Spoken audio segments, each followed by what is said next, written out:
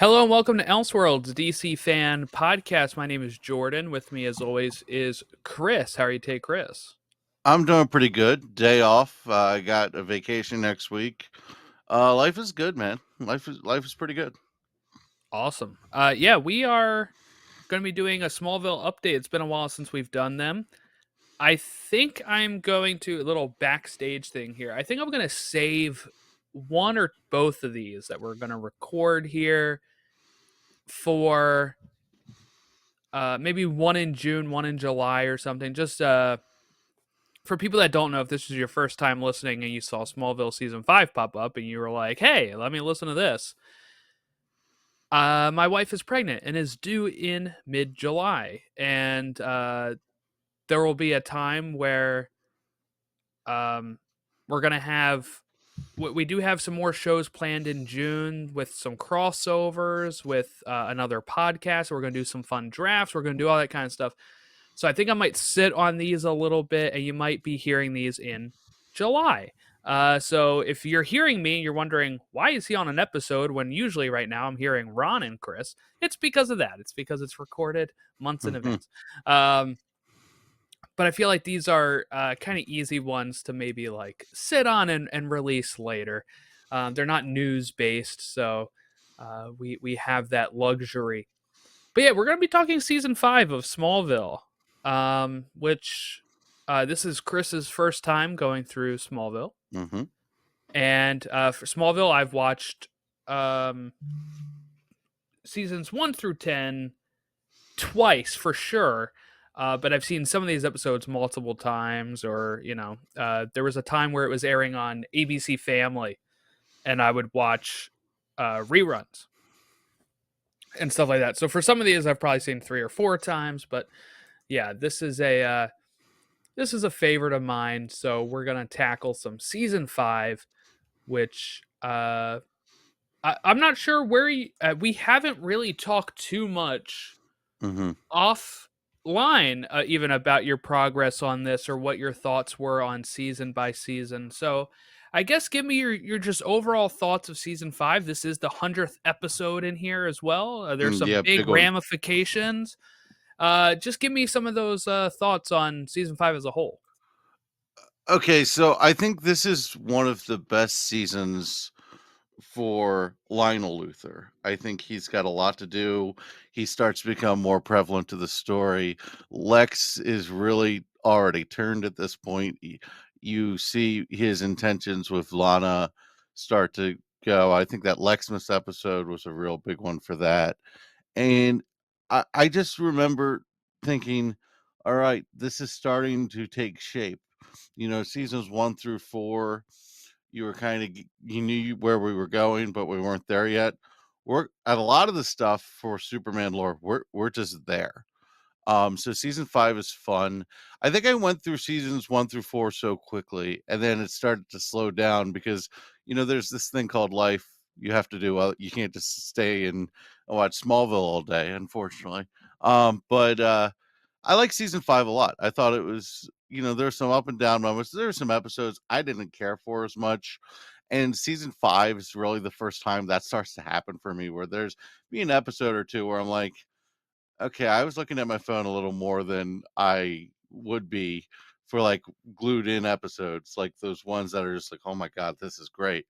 Some of them are a little routine. The Lana stuff is, it's getting old. But I really like what they did there, and I thought they stepped up so much for Lionel, and in doing so, so much for Martha as well. So a lot of stuff happened this season. It was pretty Yeah. nuts. Yeah, so we had at the end of season 4, right, the second meteor shower. This is the first season where they're not in school, right? Mhm. They've left high school. That was kind of such a big part of the first 4 seasons, and we're now at a point where the show will kind of, what I'll call, is it becomes Superman in everything but name. Yep. At this point, these are the seasons where you're going to start getting more Metropolis, more Superman action, but he's just not wearing the suit and he's not calling himself Superman at this time. So that's kind of where that trajectory starts. But they've kind of in season 5 still have this balance of we're in Smallville every so often. I feel like as you go like season 6, season 7 onward, you're going to spend more time in Metropolis, and the name is Smallville because that's the name of the show. Yeah, But pretty much. um yeah, so we also get the Fortress of Solitude being introduced in this season, and a little bit more of the Jor-El stuff, right? Jor-El kind of starts playing more of a role in this, and we even get Brainiac in this season through James Marsters playing Milton Fine in this. So he started doing more. We get more Brainiac. I really do like season 5 a lot. I think like the first half of that season when you're kind of getting hints that something big is going to happen in episode 12, and you start seeing characters like Brainiac enter and Aquaman enters, right? We get Alan Ritson, Hmm. who also played Hawk in Titans and is now like this big action star on Amazon. Aquaman, we get in this series as well. This is the season that we also get Cyborg introduced by Lee Thompson Young playing that. He was in the Disney Channel series The Famous Jet Jackson, which I grew up watching. Unfortunately, uh, he passed away at such a young age. But he was in this show as Victor Stone, and there's some big episodes in that. I feel like, of course, the biggest one. I think we're going to spend a lot of our time talking about it, but it's Reckoning. It's episode 12, where I kind of want to get what your thoughts were when he is going to tell Lana. He tells Lana everything seems to be going good, and then she dies. Like, did you Hmm. think that this is it, or did you know that he would reverse it and we would get the Jonathan death that has happened so often in Superman mythology? So I didn't know that I didn't know the story. Like I didn't know he was going to reverse it. Although I had a feeling something was going to happen because I knew enough information afterwards that Lana isn't there yet. So I because I kind of knew that, but I was a little annoyed because it's like, oh, this is great. Clark is happy. This is so cool. This is what we wanted. This is like, see, it works out. And then it's like, oh, come on, just let him be happy for like 10 minutes of showtime. Um, but then once it starts, going through it, it's a pretty amazing episode. It feels a little bit uneasy because you see him be happy, see it work out, and you're just like, cool, Clark, this is great. And then it's like, oh goodness. But wow, what an emotional roller coaster was what that was, because it's basically two different episodes. It's two different episodes in one, and then it left a mark. It absolutely left a mark. I mean, that's an episode I think I'm going to remember till the day I die. It's up there. I mean, I don't know that it's my favorite episode, but it is consequential as all get out. Yeah, I agree. I really do like this episode a lot. This episode is one that I remember watching for the first time. I don't know if it was when it was in syndication or as it was airing. It was somewhere around there because there was a time where, like I said, it was on ABC Family, and it'd be at like 7 o'clock, and 6 o'clock would be like Dukes of Hazzard. So I'd watch Dukes of Hazzard at 6:30, and then 7 o'clock would be a Smallville rerun, and then um I believe that was in around season 5, but then it was like sometimes during that I would try balancing watching the new episodes on the WB or on the CW at the time, whatever channel it was at the time. So I forget like when it was, but I remember this being a thing, and I remember being like, "Oh, this is when they're hitting that mark from the Superman movie." I grew up watching the Hmm. Superman movie as a kid, and I knew his dad died, and you kind of feel like that's something that is hanging over you a bit in the show, especially since season 2 when he gets those powers from Jor-El, and we learn that he has a heart issue due to that, right? Like the powers affected his heart. He now has a bad heart, and that has kind of been paid off in this episode with his heart going here. But you also have the build up in the episodes prior where, Jor-El tells him pretty much somebody close to him is going to die. And we get it in this one with Lana, and he decides to go back in time. And I think Jor-El even warns, like, hey, somebody else will get taken. And he kind of doesn't hesitate. He's like, all right. He doesn't really think through the consequences of that action. And I think this is the perfect time for it to happen. As much as I love John Snyder as Jonathan Kent, you're like, okay, knowing that originally I think the plan was 5 seasons or close to that, this would have been a good time anyway. But even when you look at 10 seasons, you're like, all right, around the halfway point, then you can kind of get that momentum that then carries him forward. He now learns the lesson that he can't help everybody right here, right? Like this is part of that. I guess he could maybe go back in time and reverse it again, but then you're maybe playing with fate there, where I think they even mentioned that he can only do that once. I forget. But I think it was you can only do it once. That's what I was thinking. But even if like he could do it more, it's like, all right, what? You go back in time and your mom dies? I don't know, man. Like, not great. So, yeah, I think it was that you could only do it once. And it is such a pivotal point. It's really like if you're looking at episode 100, what a better way to mark 100 episodes than having something huge happen in the mythology of this character. Mm-hmm. And as a kid, like I said, that's what you always think is going to happen because the movie did that. But we now know also, and like when you read comics, when you read stuff like that, James Gunn version, the dad doesn't have to be dead, right? Like it does seem like we're getting Mom and Pa alive in James Gunn's Superman, which I'm cool for. I want to see a different adaptation. But when you get to like the Fortress, which was heavily inspired by the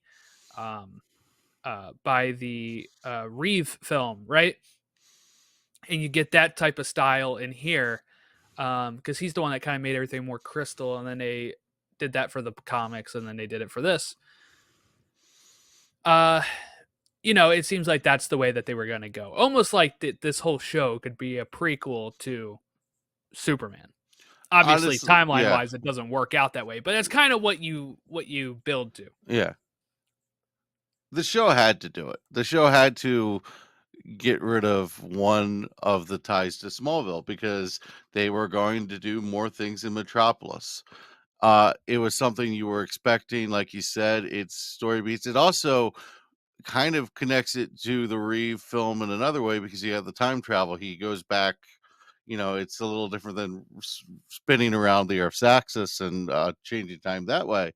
But, you get a big time travel moment, just connects it to Christopher Reeve and the Donner film. So that was pretty awesome. But you had to do it because it's a moment that Clark needed to learn that lesson, and the show's structure was changing. I mean, there were also so few lessons that Jonathan had to still offer Clark. He had given him one really awesome golden nugget just about every week, and it's just like, how many times can you do that where he's got the answer to everything? I love John Schneider, and I think they handled him very well, especially when they find I think they found a tape of him or something, and that was a really nice moment. I think it's in the next one Yeah, where they have the home video of Jonathan like cutting grass or something, right? it's just they really handled it well. I like the symbolism, like the emotion of he couldn't take his watch and now he's taking his watch. It's there's a lot there. And it's sad because I mean, we're at the age right now where we probably couldn't even imagine our parents being gone. And we're at the age where it's going to happen and we know it's going to happen. Now it's probably not going to happen for another 20, 25, maybe 30 years, but it's going to happen at some point. And Hmm. it's, it's just Clark having to deal with that on top of everything he's dealing with. Then he's got Jor-El, this whole other father that's not exactly easy on him. It's a lot to deal with. Yeah, and we have he's doing this whole election thing, right? Because his Hmm. friend from Dukes of Hazzard, Tom Wopat, was kind of disgraced and resigns, and Jonathan Kent decides he's going to take his place and run for it. And we also have Lex Hmm. running for the seat as well, and that's kind of where reckoning all comes down to the night of the election. And uh, we kind of get the resolution of that. Of course, is that Martha is somehow taking the spot of that, and that's she kind of starts disappearing more from the show in that regard. She's going to be doing state senator stuff. But yeah, so we have some other big episodes in this. Was Lexmas? I think you had Very that big as a one. favorite of yours, right? Yeah, that is actually, I'm looking at my list, and I realized for season 6 I never really updated it. I put Justice on it like right away, but I didn't really go back after season 6. That's number 10 for me right now. That's number 10 for me on my top 10 Smallville episodes. It's such a fun episode because it's a different look at what could have happened. I liked that everything kind of came together, and Clark and Lana are friends, but like Lex is with Lana. It's a very interesting situation, and it's the first time we really saw that. Like, we've gotten hints that that was the way it was going, but that was the first time it was like, oh, this is where the show's going. And it also showed that Lex could have that. Like, Lex could have that nice life, and he chooses not to. And I think that's the main point of the episode. He chooses to be the bad guy. He doesn't choose the the nice friendly path. And I think it's a lot of times when you see Lex kind of talking down to Clark and saying, "Oh, we used to be friends. What happened to that? Oh, you're no longer welcome here. Your drop bys are done." When you realize that, Lex, this is kind of on you. A lot of this is on you. You choose the evil path just about every chance you get.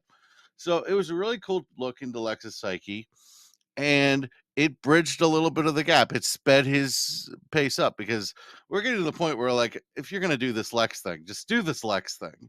So I'm glad they did that.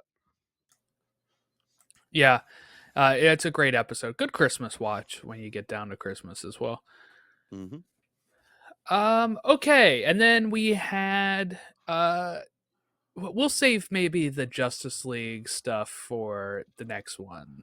Yeah, And because by that I mean like Cyborg and Aquaman. We can talk about them now, but it's like we'll be treading that ground again oh, hell yeah. after that.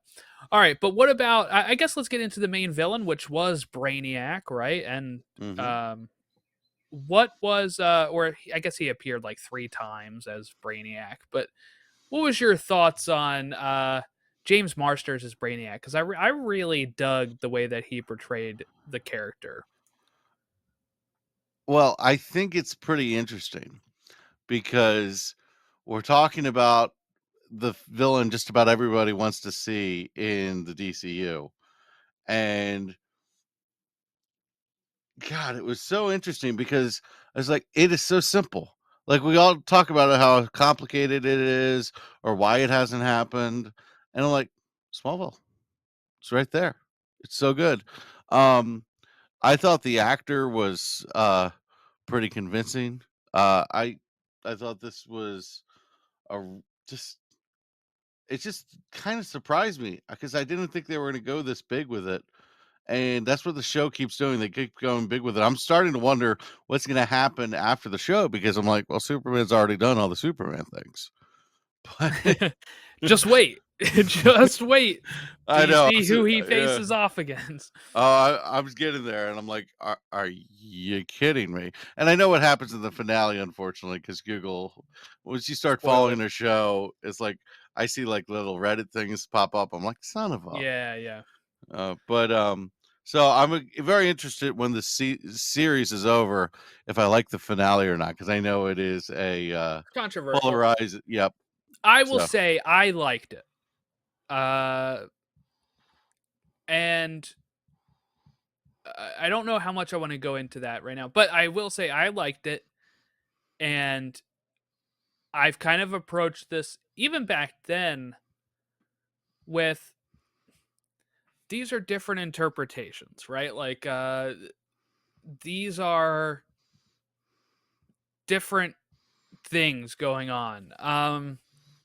So in my opinion, a lot of the problems that people have with the final season or the final episode doesn't bother me because I can get that stuff from other Superman media, but I feel like it is a satisfactory character arc for this version of Clark. So for me, that all worked. But for some people, they wanted full Superman, and you never actually get that from this show because Tom Welling and all of them that worked on it originally had the idea of no tights, no flights, right? So that's what it is. No spoilers there, but I yeah, mean yeah. that's the thing. Um, It's getting to the so point where I want to see a little flight. It's especially when Kara comes around and like she's flying, and you're like, okay, there's a lot of stuff we can do here. the good thing is they do have like character reasons why that doesn't happen for him. There is a reason he can only access it when he is Cal, like hmm in season 4 Crusade, when he is kind of forgetting his memory, and he's able to do that stuff like any Kryptonian should. But I'm not sure if they mentioned it yet, but he's kind of like scared of flying. There's uh, a mental block pretty much there is how I would probably describe that for this Clark. And um yeah, so that's that. Um hmm okay. So before we head out, because we're gonna record the season 6 one like right after this, so that'll be released in a couple weeks after this or whatever. But the season, just to set up how this season ended, right? There's a computer virus which will lead to the destruction of the Earth, right? Unless if Clark agrees to release Zod. Um, and Jor-El says that Zod needs a vessel, and Clark must destroy that vessel, and that vessel is Lex. Because of course Lex, it is. yes, Lex ends up getting, I guess, possessed by that, right? And Clark's not able to. Well, before the end of it, Clark is thinking like, I guess I got to kill him before he comes out, but he's not able to pull the trigger on that. Um, and then you have like Martha and Lois having a plane issue, right? And Chloe and Lionel are attacked by rioters. Lana meets with Lex, not knowing he's Zod, and he kisses her, and Earth loses power. And that's kind of where we end up as we go into season 6. Any thoughts on the finale? Did you see the Zod stuff? Like, did that get you good having it be Zod versus Clark, but it's in Lex? Or like, I feel like this finale is not talked about as much as some of the other finales. So I just wanted to get your opinion on it.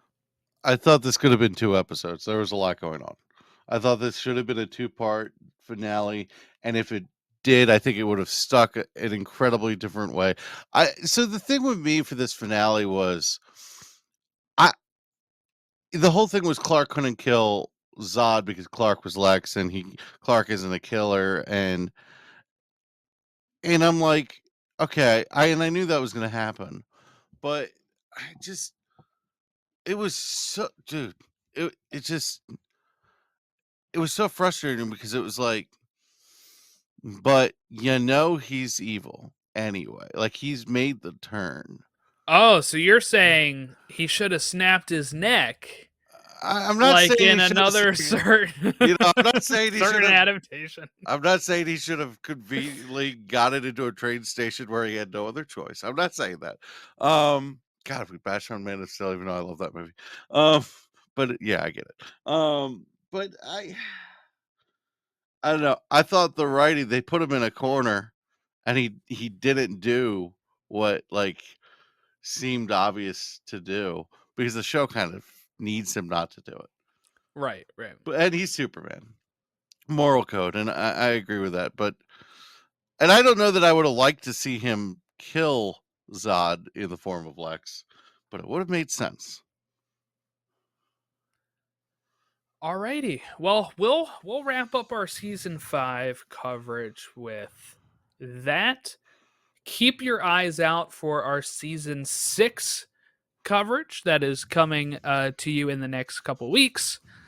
Thank you all for watching and joining us. You can follow us at elseworldsdcfan on all of our social medias, or email us elseworldsdcfan@gmail.com.